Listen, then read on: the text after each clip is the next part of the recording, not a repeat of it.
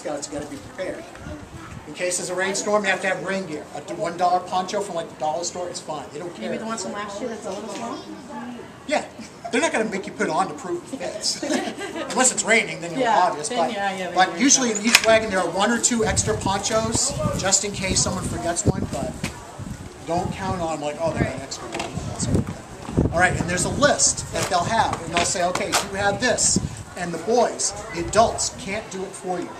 They just have to be with you. So this is like one of those things when you get into Boy Scouts, like you guys are like in charge for a lot of stuff. Okay? So what they're going to do is, they'll say to you, Mr. Walters, do you have a roll of toilet paper?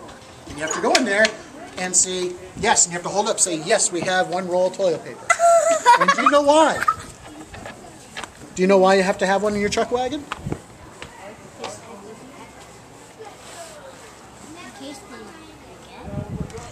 Well, in case they forget, right. When you go around Camp Carpenter, they're going to have what's called latrines. Okay, and they haven't been used all winter, and there may not be toilet paper in there. So that's why if you have a roll in your wagon and you need it, it is there. And you can yell out to your friend, and hopefully they bring it to you and not say laughing. See, I'll get a empty toilet paper and use it as a stove. Bam, bam. Okay. Another thing you have to have on your wagon is toolbox. And they're going to say, do you have a toolbox? Yes. Or do you have tools? And you'll show it, and they'll ask you, do you have a hammer? Do you have a screwdriver? Yes, and this is both types, because this one is interchangeable. Okay, some have 2 screwdrivers, some have one of these. Okay, this is actually one of the extra ponchos. Okay, Kleenex tissue, an extra bolt in case that one comes out or something. Usually one of these. They'll ask, do you have duct tape? And do you have a wrench? Yes, I have a wrench. Stuff like that. So, and they'll ask you to hold those things up. So you guys, as a group on your wagon, you'll do it together. You're not going to fight and push around on all that stuff. When they come up to you, do you have a United States flag? Yes, we do. They'll say, do you have a den flag? Okay? Do you have a den flag in this wagon? No. Yes, you do. This cover is your den flag. Hooks it, Pack 292, Cub Scout logo. A den flag or a pack flag can be anything that you want it to be, as long as it represents Scout. This qualifies. And sometimes some of the inspectors are senior Boy Scouts, and they tend to forget those things, and you have to gently remind them. Other things you have to have in there are a chalk for the wheels, so it doesn't roll away. Yep. Okay. Paper towels, they'll ask you if you have that. And they're also going to ask you if you have neckties. Yep, neckties and some scarves. And there's some in here. And the reason why is every so often they have a station where you have to use blindfolds. And they don't want people using their neckerchiefs because then the kids tend to read the slides. And that's very annoying. And after a while, you buy 2 or 3 of them in a year, it starts to get expensive. So use these instead. And usually they'll do, like, sometimes they'll do this trust activity where one or even one boy might be blindfolded and he has to lead everybody through this maze based upon what they tell him. And they have to direct him to go right, go left, that stuff, stop, you know. There's a whole fun. Yeah, that one's pretty funny to watch. Oh, do that. Parents can't go in the station. They have to stay outside. You can watch all that stuff, but we can't pull the wagon for them. We can't push the wagon. Those are rules. If one of the guys running the state, one of the troops, they deduct points. I never understood why, because if they're getting tired, need a little help. Those are the rules. Okay. They'll also ask, do you have a first aid kit? Okay. Yes, we do on this one. Wampum bag. When you go to different stations, your points or whatnot that they give you, stuff goes in here. It's called wampum. They'll also ask if you have a notebook and then something to write with. Sometimes a pen or pencil or both. Okay, so all that stuff is in here. They're also going to ask you if you have your Scout manual. Okay, is it going to be just Tigers on a wagon? No, it's going to be all ranks. So you have to have a manual for each rank. And each wagon has one. It's Tiger, Wolf, Bear, and Weeble. Cub Scout Songbook. You get extra points for spirit, cheers, like good attitude, working together. A lot of the troops they see, especially Tigers and Wolves, doing that, you'll get extra points. So, and there's all these goofy Cub Scout songs. Do you like your football? You're all excited. Cheering your team on. Yeah. We'll ask if you have cups.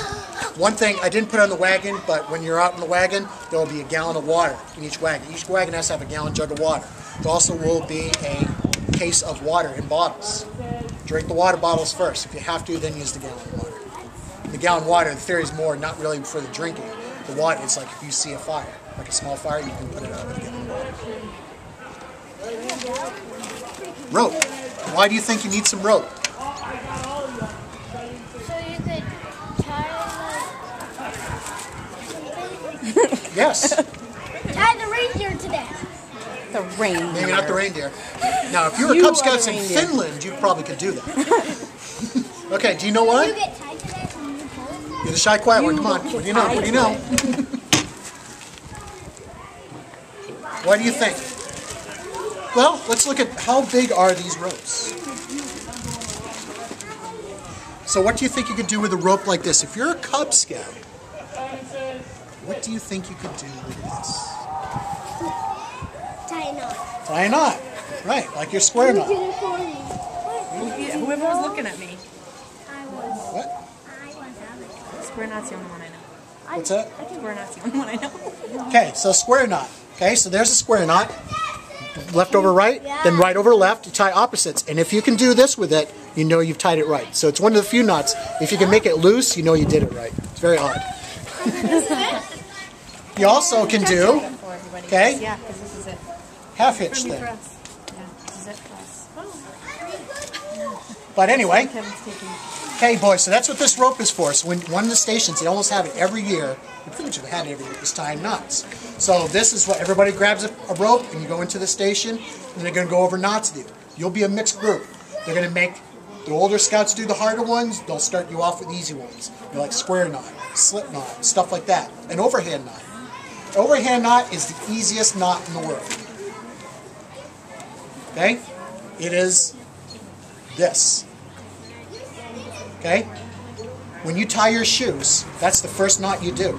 That first part, that's an overhand knot. So if you can do an overhand knot, you're halfway there to tying your shoes.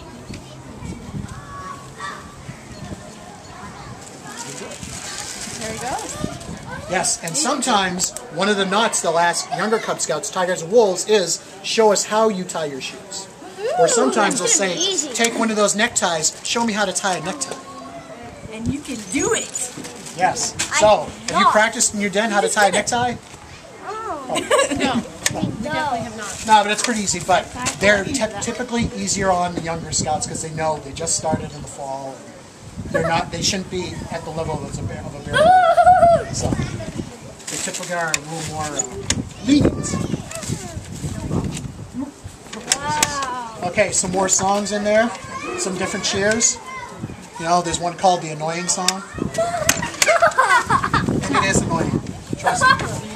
Also, on your, they will make you say, do you have a tarp? Yes, we do. Never had to use it, but we have it. Knock on wood. I have one. I have one at my house. Okay, and this actually is from every year. So Friday, I'm going to take the whole day off. I'm going to go through all 5 of our wagons. We're using at least 4, maybe 5. And then they give us this checklist, and I make sure everything is on there.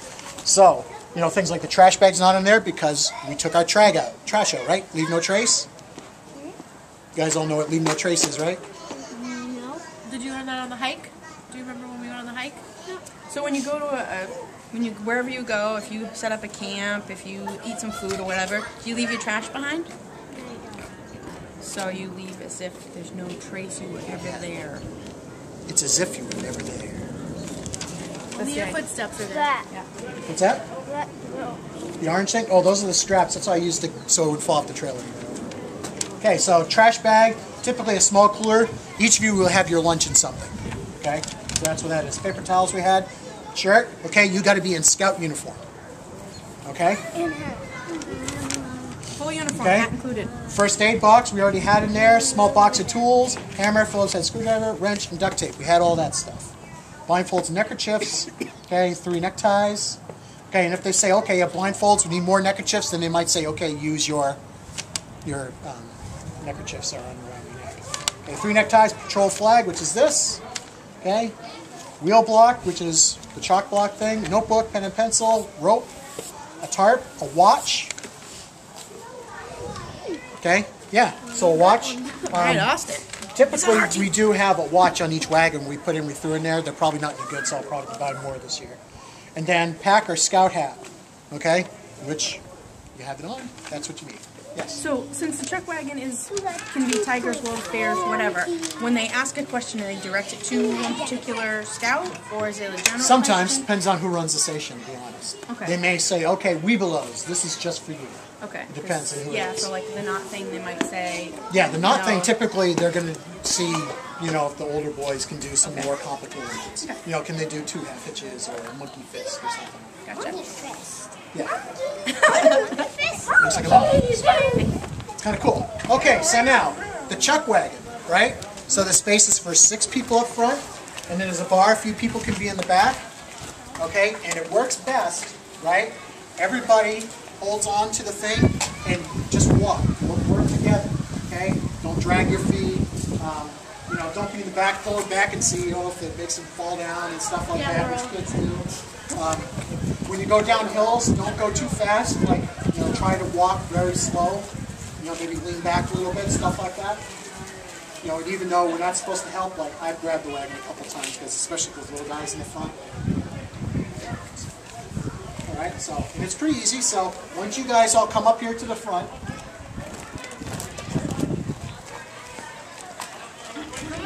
Alright, I want you to practice and try dragging it around and get used to how it turns. Okay, it doesn't turn like a bicycle or a cart or anything like that. It has a bit, like the wheels don't turn a lot. So. Now, walk behind it, you're like this, okay? Alright, so go ahead. Okay, now turn that way. Okay, turn as hard as you can. See how it already stopped? So you have to make your turns wide. So you have to watch where you're going and then plan ahead. Like look ahead. Okay, corner's coming up.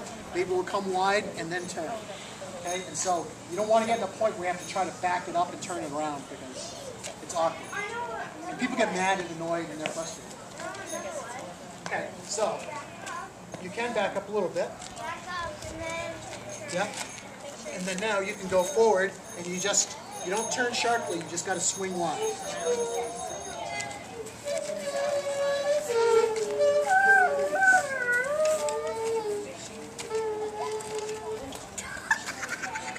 Okay, yeah, you can. There you go. Yeah. Kind of like this. Keep going. Go with the momentum.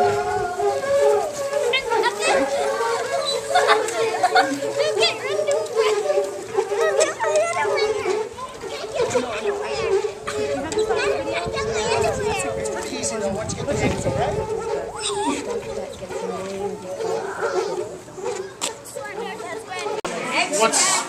What's our rules for bike safety? I'm not going to teach you anything tonight. Helmet. Okay, what else we got? Knee pads and elbow pads. No way. Whoa. If you're younger. It's recommended, but it's not necessarily in the book. That's not cool. It's not a wall. Yeah, it's not good. That's just all right, let's talk about what the Boy Scouts are going to ask us. Yes, it doesn't matter how cool it is. Boy Scouts. Let's talk about what the Boy Scouts are going to ask us on Saturday. All right?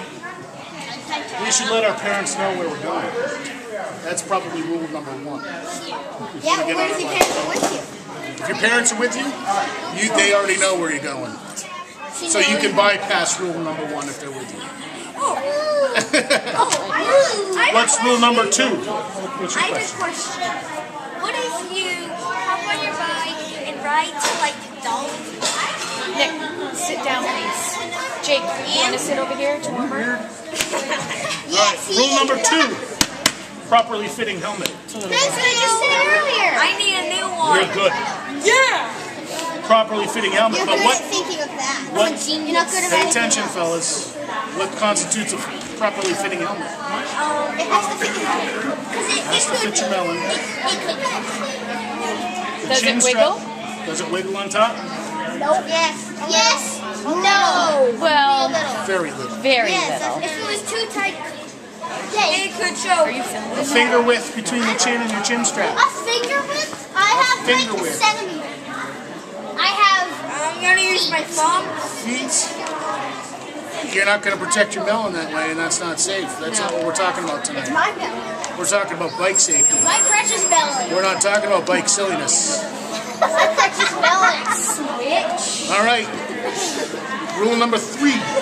Let's check out our equipment before we go out, huh? Yeah. Make sure the brakes are working. No, first is check the time. Make sure your tires are inflated.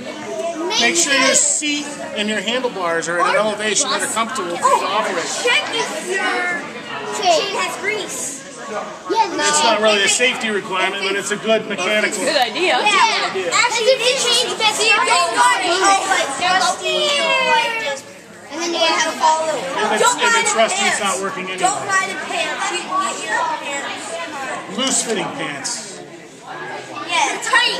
Like skinny pants. I hate skinny Let's settle down, guys. Settle down, guys. We're talking about things that the Boy Scouts can ask us. Foolishness, right? What are we doing when we get on the road? Use both ways and use hands. Go with Hand the signals. traffic. Going with the But if traffic, you're not that following the traffic rules. traffic rules Like what traffic stoplight, rules? Stoplights, stop signs, yield signs, One pedestrian ways. crosswalk. Yeah, one way. Every road law. Okay. And when we're turning to make a turn, then what are we doing? Oh, turn signal. Turn signal and Stop and look both. wait. What about speed limit? Oh yeah. You don't have. You're not gonna go faster than. You're not gonna go 25 miles an hour. You're not going 50 miles an hour. Connor, you're not gonna go 25 miles an hour. Look, maybe you have. All right. Who knows the hand signals we're supposed to know? Stop. Wait, no. Right way. I know. Right. Yep. This one's left turn. Left. Except you do it with your left hand. So left. Using your left hand. Right. No, left. Right. Stop. No, left. Well, if you're riding on the Left. Right. No, I know it. If we're on the right-hand side, fellas, we're on the right-hand side of the road, we're signaling we're taking a right. The car can't see him because he's over here. You're not signaling him anymore. If you're signaling over this way, he can see your signal. So this is a left-hand signal, yes? Yeah. What's our right-hand signal? No, this. You guys are wrong. What's your name? Thomas? That's stop. You guys are signaling. You're signaling stop. It's just like this. So, what's the right-hand signal again? Alright. Now we should do the hand signal Simon says, right? Alright, spread out a little bit. You are not in this. Alright, I'm going to say Simon says and give a hand signal. I want you guys to walk in a circle in that direction, right? I might give you the right hand signal. I want you to turn and go up to the right hand signal. If I signal stop, guys keep going because I didn't say Simon. Get it? Alright, Simon says. Alright, I should turn like you guys. Simon says. Alright, Simon says. Simon says. Simon says.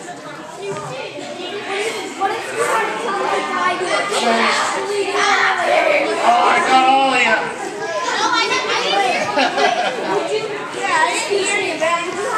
Simon says. Now you guys know the signals, right? I'm dizzy. Yeah, dizzy. All right.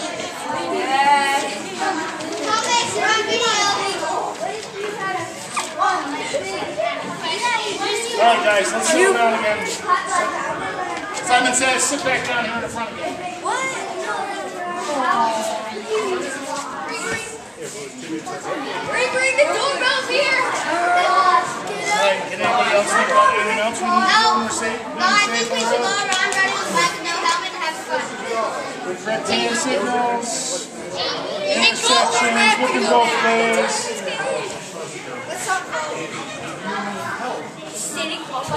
Whoa! With riding at night, we need to make sure our reflectors are on. Hey fellas. 277. Keeping our hands to ourselves. What additional rules do we need to remember when we're riding at night? Make sure you have a light guard thing, these thingies.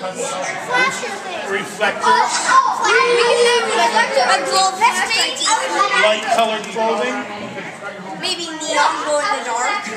That would be helpful. Or put lights on your back. You need a headlight on the front so you can see what you're going to drive into. Or like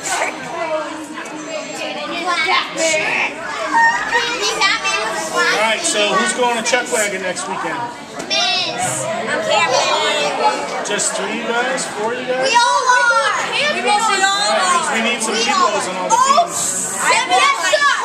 All 5 of us. I want my pocket. Oh, my. All 6 of us. Because you're counting on you guys. Because you guys remember why we're going there, right?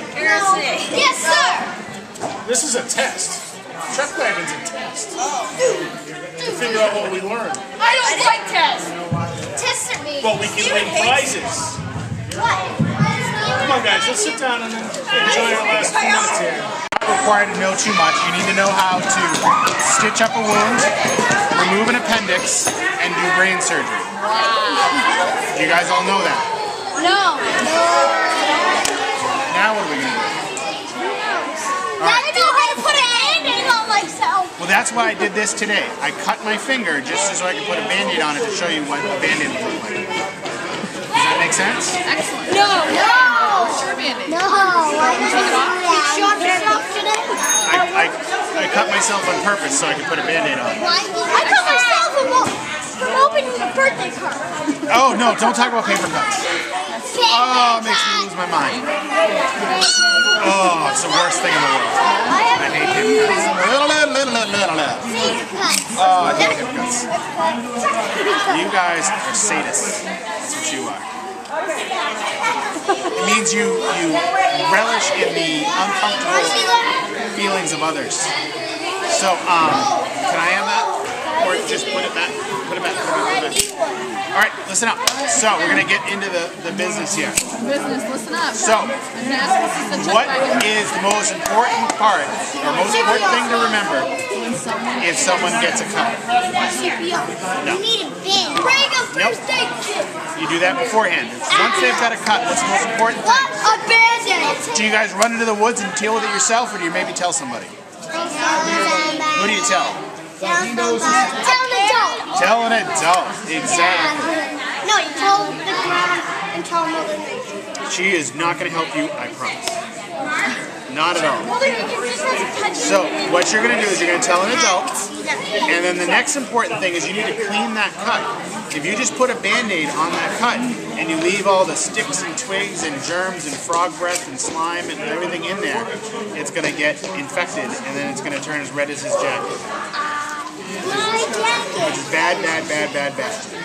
So you're going to clean it, and how do you, or your shoes, how are you going to clean it? How'd you clean your cut? What do you do? Nothing fancy. And then you wash it. That's later, that's after. Put water on it. Wash it, just soap and water, just running water. Because if you have like a cut like this, and it's got dirt and stuff in it because you took a digger, okay, you're just going to rinse it with water and just get all the dirt out. Once you have all the dirt out, then you mentioned the cream. You mentioned the cream.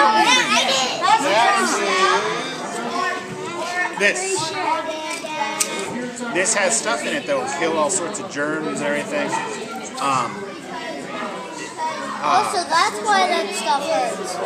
This doesn't hurt. This doesn't hurt. I've had Nope. stuff that's This doesn't. Alcohol will sting. It'll also kill everything there. What's the other stuff?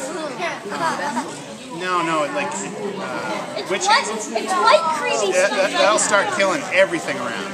Your whole cut will, yeah, that's the one I'm looking for. Hydrogen peroxide will start bubbling everything up and it'll look like Frankenstein. Frankenstein! More bubbles. Yep, exactly. So, but that will hurt. You guys don't need to do that. Hello? I'm going to hide. Nope, you're going to sit right over here. Over here, over here. We don't have too much, there's not a ton for the wolves to know, so I try to keep this as entertaining as possible, and sometimes it backfires. Listen up, because Yes, the Boy Scouts are going to ask us. Right, you're gonna have to know this, and the Weeblos aren't always paying attention, so you guys have to know what you're doing. Heard that before. So, once you wash it out, it's all clean. But maybe it keeps bleeding. How do you stop the bleeding? Band-Aid or tissue. Before that. You go like this. What am I doing? That helps. What else? Oh, sure. Pressure. God, you put Do you squeeze so much that it hurts? You just light pressure. Okay. Okay. Now, what do you use? Do you use a dirty sock as the pressure? No. Try to use something like this out of a first aid kit. This is just gauze. You're going to push it down, and you're going to push right on there. Okay? Now, let's say you're pushing on, and this turns all red. Do you take this off? No. Because your friend's going to get really mad at you when you do that, because it's going to hurt. Okay? So you're going to get another one. Yep, you're going to get another one. And another one, and another one, until it stops bleeding.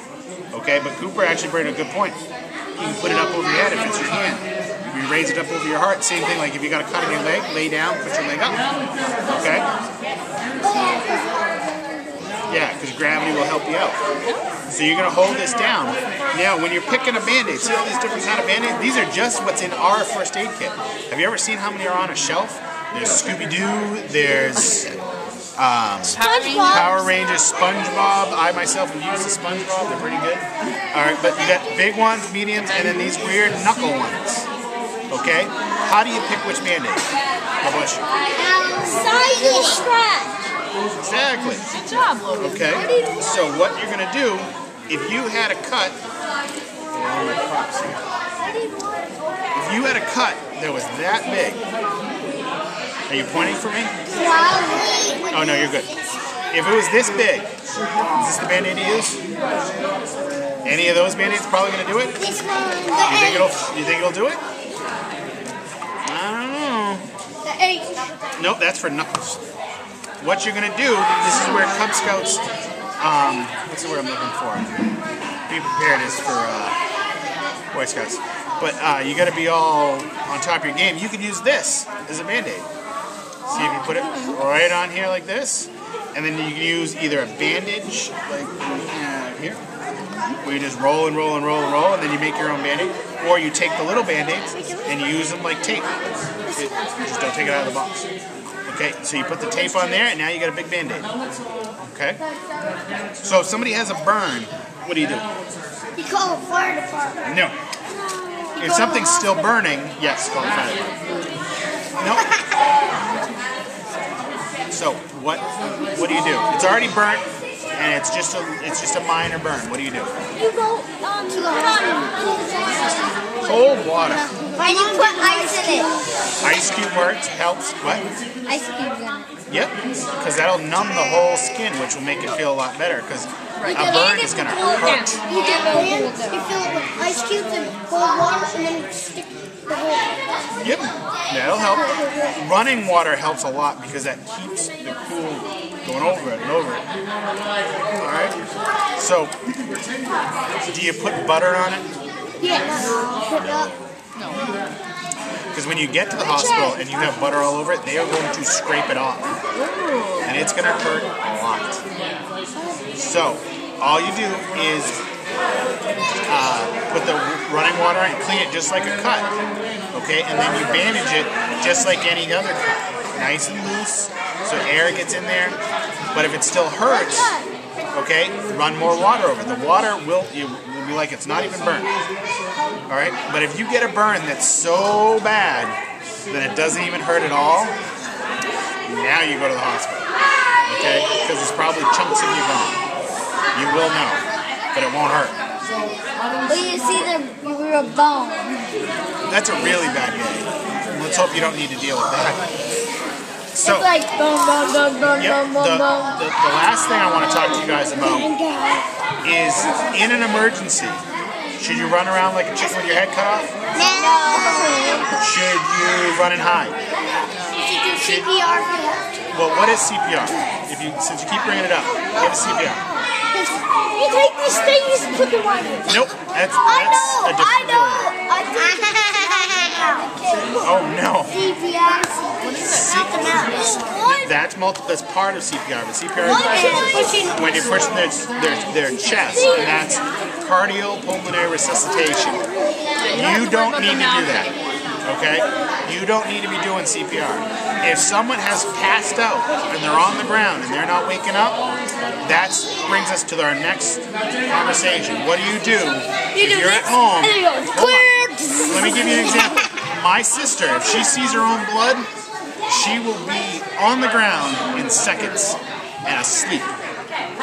So if she was... Nope, she won't wake up. She'll be passed out. So if the adult that's watching you is passed out, what do you do? Who do you call? Who do you call? 911. And that's how you get it. It's 911. Put your hand in. I'll get you in a minute. Put it down. Yep, we're almost done. All right. So once you call 911, even if you call it by accident, okay? Stay on the phone. Do you have a? Do you want to know who can go with him? Looks like we're gonna have an accident. I'll go with him. Can you go with him? To the bathroom? You guys know where it is? You don't trust as far as I can throw you. So 911. Do you call it because your brother's being mean to you? No. Do you call because your sister's picked your nose for you? Do you call because your mother's grounded you? But here's the most important part. You call them when you're home. If you have chosen to ignore me, and you call them in those situations anyways, do you hang up once they answer? If you do that, I promise you the police will come to your house. If you stay on the phone, they're going to say, can I talk to your parents? And you're going to go, oh my goodness, I am in a lot of trouble. But that is better, yes. Unless you're two. Mine was two called 911. Right. And then they came to the door. Exactly. We didn't know they were coming. The Exactly. police came. Once I did that at school. What's the question, guys? I heard about that one. Yeah, that's a bad day. Really? Now,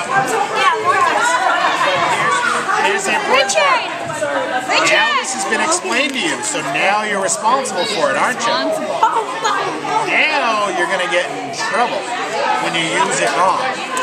But, like I said, the important part is to stay on the phone. Stay on the phone.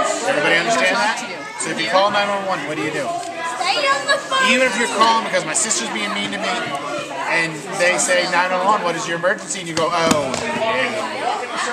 Do you hang up or you stay on the phone? Stay on the phone. What if you fall on your foot and you hurt your foot and you're in the middle of the night?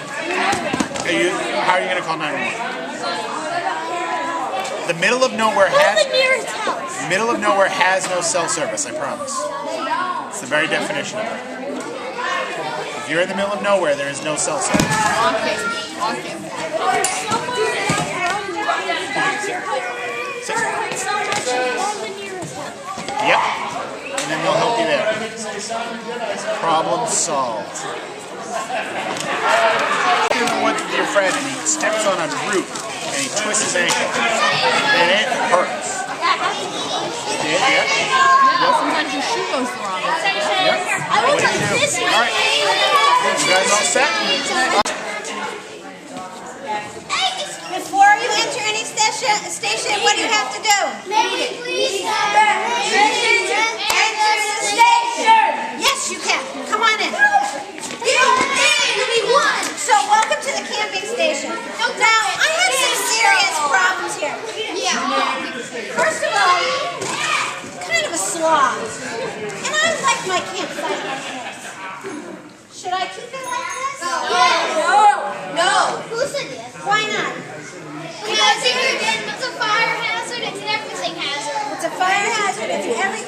what might happen? Okay, so let's go through the first thing. So first, when I have trash all over, what is it trash? Are they combining, are they? Okay, that's a good idea. Happy cows. Okay, so clearly having in tagalongs, I drink all this and ate all these in one day. And Girl Scouts represent. That's like incredible. Okay, but he has milk. He has milk. Wait, go back. At least he has true milk. Okay. Listen to this Karen, please, we bless. What happens if I have all this trash around my campsite? That could catch on fire. That could spread. So, What does it attract? What does trash attract? animals! I already said that. Now, as Boy Scouts, do we burn our trash? No. What are we supposed to do with it? Throw it away. And then Like a trash can. oh, like a trash can. That's my favorite. And then we burn the trash can. That's where I got it from. So that was where my food trash is. What about food? I can just leave this all around. It's no big deal. Yes, it actually does. What should I do with my food? Eat it in your tent. Tents were different when I was a kid. Do with that stuff. When you do army pup tents, you put up all the stakes. You had a half of it. You needed two people I'm a bear, and I'm it was good for two. Put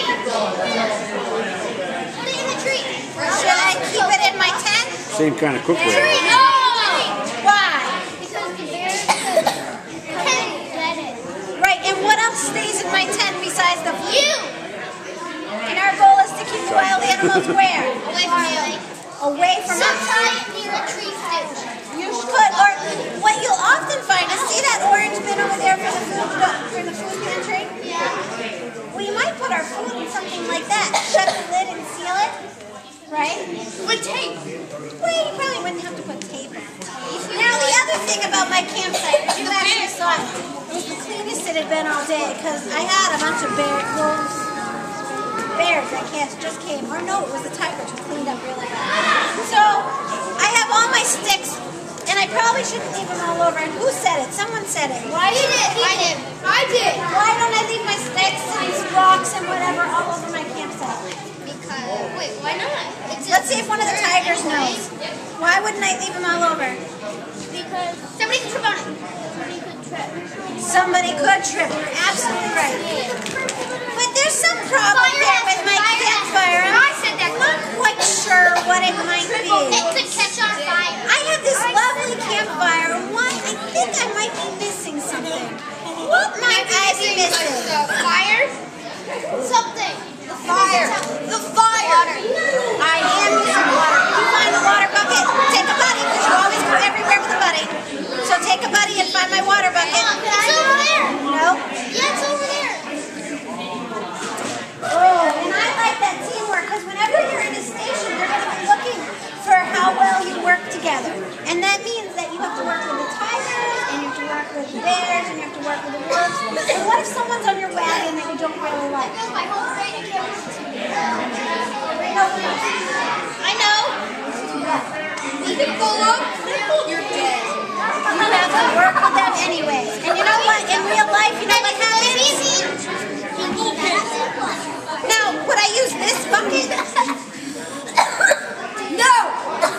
No, because it has a crack and fire will fall out. But we put our bucket right near our fire. Do we take our bucket of water before we start our fire? Yeah. Or once it's got like a flame like this big? No. You really need to work on it because it can catch on fire and sparks go over it and all the trees will go. Now do we need a fire this big? Should I have a fire this big? Yes. No. Because then it's not in control. I have fire that people do, but it shouldn't be because we're Cub Scouts. So we know how to And what was this huge bonfire, like 10 feet high? And there was why do we say anything?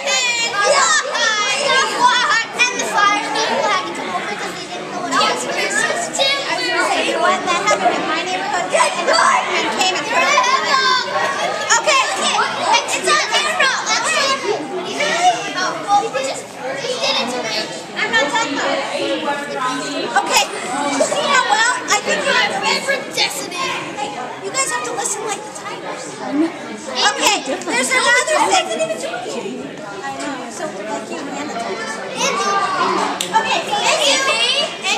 There's something else about my tent over here. It's open. There it is open. How should it really be? Why? Ben, why should it be closed? Because animals can get in. You gotta shut the door. You gotta let the little guys talk. Just because you know all the answers, then why are we here? Because you're supposed to help the little guys. Well, what if they already know? Well, I'm checking. Benny should know. Did you know everything? I know everything. He should know everything. So you can't. So the animals can't get in, and so the bugs don't get in, right?